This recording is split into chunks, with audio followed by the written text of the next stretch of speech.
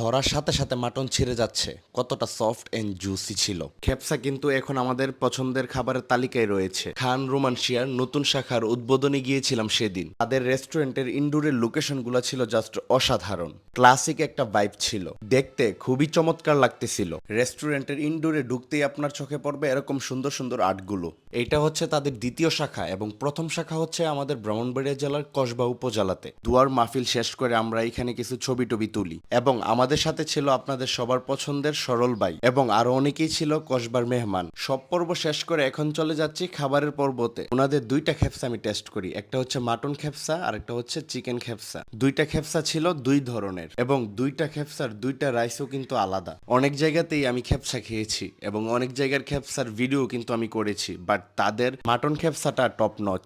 Mutton গুলা ছিল খুবই জুসি, এখনো আমার মুখে লেগে আছে এবং মাটনের সাইজগুলোও ছিল কিন্তু খুব বেশ বড় বড়। আমরা ছিলাম তাদের গেস্ট, উদ্বোধন উপলক্ষে আমাদেরকে ইনভাইট করা হয়েছিল। আমাদের মাটনের পিসগুলো বেশ বড় বড়ই। কাস্টমারদেরকে তারা কোন মাটনের পিসগুলো সার্ভ করে সেটা আমার জানা নেই। তারপর আমি তাদের চিকেন খেপসাটা টেস্ট করি। চিকেনগুলোও কিন্তু বেস্ট সফট ছিল এবং চিকেন খেপসার রাইসটা আমার কাছে একটু ভিন্ন রকম লেগেছে, বাট চিকেন থেকে আমার কাছে মাটনটা জাস্ট টপ নচ। এবং আমাদের চিকেন খেপসাটার সাথে তারা দুইটা রাইস সার্ভ করে, দুইটার দুই রকম টেস্ট ছিল। আরেকটি মজার বিষয় হচ্ছে দুইটা খেপসা আমি টেস্ট করেছি, দুইটার নামই আমি জানি না আর দুইটার প্রাইসও কিন্তু আমি জানি না গাইস। কিন্তু উপরে আমি তাদের পেজ মেনশন দিয়ে রাখবো, আপনারা চাইলে তাদের ইনবক্সে যোগাযোগ করতে পারেন বা তাদের লোকেশনে আপনারা গিয়ে খাবারগুলো টেস্ট করতে পারেন। এবং আমি যে জায়গাতে বসে খাচ্ছি এটা হচ্ছে অ্যারাবিয়ান স্টাইলে এবং তাদের রেস্টুরেন্টের বেশ কিছুটা জায়গা হচ্ছে অ্যারাবিয়ান স্টাইলে বসার জন্য। আপনারা চাইলে আমার মতো অ্যারাবিয়ান স্টাইলে বসে খেতে পারবেন। আচ্ছা, সবকিছু তো বললাম, তাদের লোকেশনই তো বললাম না।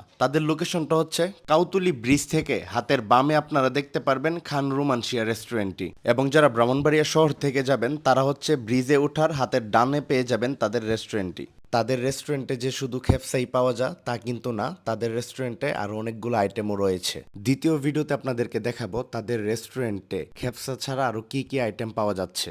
পরবর্তী ভিডিওটি দেখার জন্য পেজটি ফলো করে রাখুন। আসসালামু আলাইকুম।